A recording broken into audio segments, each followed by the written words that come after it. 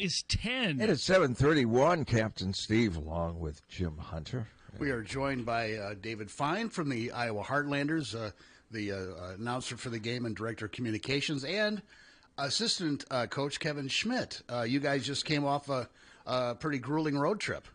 Yeah, to say the least. I'll kind of let Kevin take the lead on it here, but Kev, that was a long bus ride. I'm still a little bit sick of seeing you over the last couple days, so you can take the lead and share what you want about about our travels back from snowy, icy Wichita.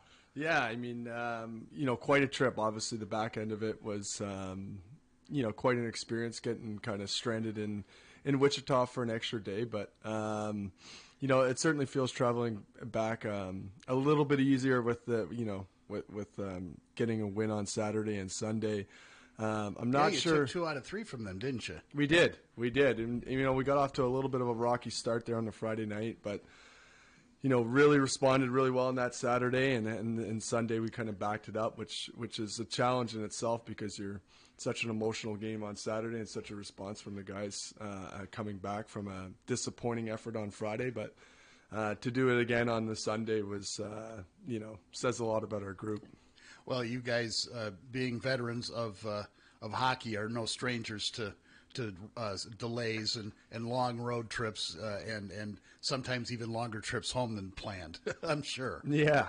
I'm still kind of digesting Mr. Fine's comments as we speak here. So, well, we've already put in a request to the league because remember we were here a year ago. Basically, a year ago next week was when we were here, right? And that was after the famous story about the bus that sparked a lot. Yeah, And the reason why officially was the brake pad was caught. We figured out because it was 0. That was when we got like the foot of snow here and the highways were all iced over just a year ago, right, around Martin Luther King Day.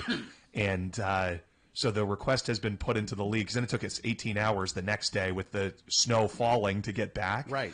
So an official request has been put into the ECHL that the Heartlanders, the first 2 weeks of January, are never to travel to Tulsa or Wichita because we've had no luck in back-to-back trips of it was fine.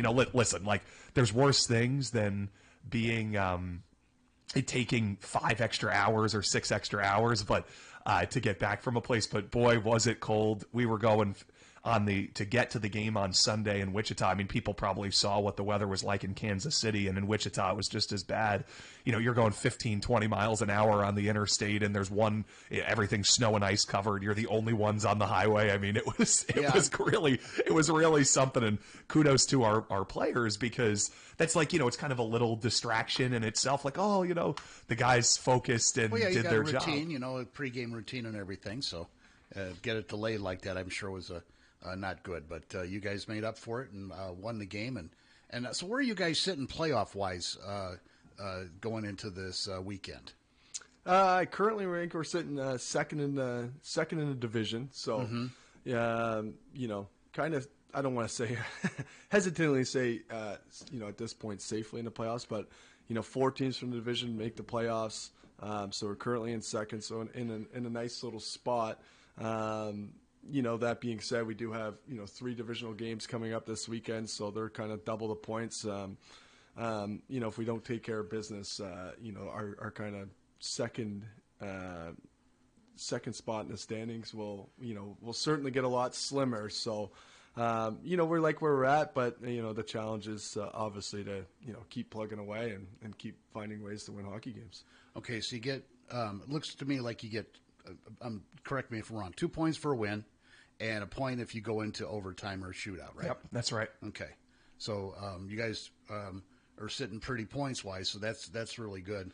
It's interesting, too, because even, if you go through a little bit of a rough stretch, it really can harm you quickly because the teams, especially in our division, and fans that have been to a Heartlanders game in Extreme Arena know, you see Indy and you see Toledo and Fort Wayne and the, sort of Kalamazoo's coming to town this weekend with Indy as well. You see the similar teams over and over again. And if you struggle against one of those teams for a few games in a row, you're just giving them the opportunity. It's like it's a freebie for them to get right back into it. So that's one of the things that I've really appreciated, being able to talk a lot about this year's team is that it's really been hard-fought efforts, and even some of the players, and Kevin, you've kind of remarked at times, it almost feels like it's a playoff game every night because of the style that our group plays. It's really, really hard to play against this team this year, which is why when Kevin had mentioned at the start of the interview, like, oh, the Friday effort wasn't what we wanted, the response immediately is, let's go beat them up 2 times in a row, which is what exactly the team did. Physically, and then getting a few big wins at the end of it as well. Now, Kevin, do you attribute the team's success to your first year being with the team and leading them to the over 500 at this point? Absolutely. That's all Kevin. Short answer, yes. No. Look, there's our head coach and general manager Derek Damon has done a phenomenal job. He had a lot of responsibility and a lot of work to do with terms of turnover and staff, just from our equipment manager and athletic trainer, a lot of important positions that sometimes are a little bit overlooked. But I think what he's done so well is he's hired really good people who care and are fun to work with every day, and that's on a staff standpoint. And I think building a team of really good people and really good kids that play hockey the right way, and that's putting your hard hat on and work boots and going to work, so to speak. But having that support staff all around in the dressing room and in the staff and in the front office just creates a good work environment, a great culture from top down. And all the credit to Derek, just doing a really phenomenal job. Yeah, and as you say, the kids, their main goal is to graduate to the upper level. And but at the same time, they still have to, be instilled with the characteristics of being a part of a team, not going out all for themselves, and being a part of the team, and that's important if you want wins. Yeah, exactly, and that's a challenge, and it's something we support that. At the end of the day, the East Coast Hockey League is a developmental hockey league, and each individual, each player is an individual. So I think first and foremost, it's important to recognize that and support them along their hockey journeys, and try to, develop into the best players and best people they can be. And during that time, if they're able to move on, we fully support that, and we'll reap the benefits of having them, within our team, for that time. But yes, you're right. It's a unique challenge where, each player is looking to accomplish their goals. And we try to be very supportive and we try to, develop them and help them accomplish their goals. Well, you guys have been away from Extreme Arena for a while, 6 road games in a row, and now this weekend you got 3 solid games and promotions lined up. Yeah, absolutely. It starts tomorrow at 7 p.m. Golden Ticket Night, little Willy Wonka themed kind of game. That'll be fun.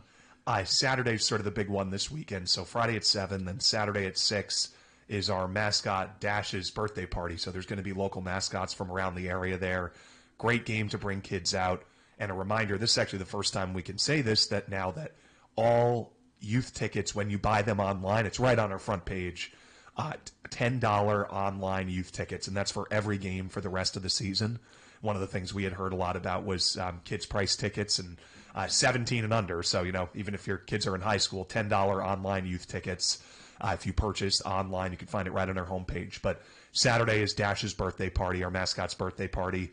Sunday's Heartland Heroes Day, saying thank you to, firefighters, police, first responders, and those in our community.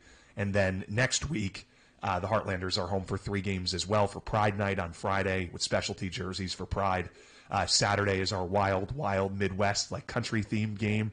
Have a lot of fun stuff planned for that. And then on Sunday, we finish up the homestand. So there's a lot going on here. If you can't make it out this weekend, next weekend as well has a ton of great things going on, and those $10 online youth tickets. And, I mean, you know how it is, Jim. It's such a wonderful, wonderful place to watch a game, and just it really is. Everything that goes into a game day experience there. And we're really lucky to have it. It's its own little sort of like Wrigleyville area, the Iowa River Landing, as people know around here. It's just such a joy to be able to get into the arena every day. And even yesterday, it's like it's been a few days since we've all been at the arena, and I'm pulling in, and it's nice with the snow and the lights and everything like that. I'm like, this is just beautiful. This is just a wonderful, wonderful area to be able to work, and also to go and have a family-friendly night out. And Kevin, I know you're focused on the game, but the Extreme Arena has a kick-ass sound system. And if you can't find something to eat or drink, it's your own damn fault. 'Cause there's all kinds of great options out there for that. But the product on the ice is just outstanding, and it's fun to watch. TV doesn't do it justice. I mean, if you've watched it on MC22 or streamed it on the Heartlanders website, being there in person is a whole different thing. It's really great. Yeah, I mean, I get a chance to talk about it and how it looks, but the coaches are very, you notice things, Kev. You notice when the fans are really into it, the players feed off that energy. I know it's a joy for you when that building gets rocking. It is, yeah. I mean, I'm a pretty lucky guy to be sitting here as a first year and assistant coach, and one of the special things is that we have a great group of kids. So, I'm really privileged to be able to, be a part of something special like what we have going. But it's also a privilege to, sit up on that bench and watch them go to work every night. So, it's something that, I'm realizing, and I certainly don't take for granted. You never know where life takes you and where your journey takes you. But, I just feel like I have this feeling like, wow, what a lucky guy I am to be able to, be a part of this group and watch these guys go to work every day. And, Derek and I sometimes look at each other and go, man, like, well, this is amazing just watching these guys go to work and do their thing. And, so we got a, pretty special, unique, viewing experience sometimes, that's for sure. So it's Kalamazoo Friday night, and then you've got the Indy Fuel on Saturday, Sunday, right? That's exactly right. And then next week, so Kalamazoo Friday, Indy Saturday and Sunday. And then I know we'll be here to talk about it, I think, next week as well. But the team from Lake Tahoe is coming in, State Line, Nevada, which is like you walk across the street here to across the street, you're in California to South Lake Tahoe. Okay. So they've been on the road for, I think, 2 weeks already, and their final week will be here because it doesn't make any sense to go back and forth. Yeah. And so how about the team from Lake Tahoe coming out to Coralville? It's their first time ever coming here. They're the Tahoe Night Monsters. Okay. So an original name, to say the least. Well, let's greet them with a really cold front coming through, maybe a little snow. Yeah. Well, they're used to it. They get more snow than we do here by a lot, obviously. They're right in the Sierra Nevada mountains. Of course they are. Yeah, okay. But it doesn't get as cold, but it's 25, and they're getting a foot of snow every week. Right. So I'm interested to see how next weekend goes. It's always fun when you get to bring a new team to town and kind of show them what Coralville's all about. And you haven't played them yet this year. No, we haven't played them yet. Okay, so that'll be fun. All right, and you can get tickets at IowaHeartlanders.com. And again, kids' tickets are just $10 for the rest of the season, and all the details are on there. And if you haven't been to a game yet, make sure to get out this weekend or next and experience the whole game day experience. It's just really something. And we appreciate you guys coming in, and good luck this weekend and rest of the season. Thank you, guys. Yeah, thank you very much for having me. Iowa City's local radio station. Iowa City's 16.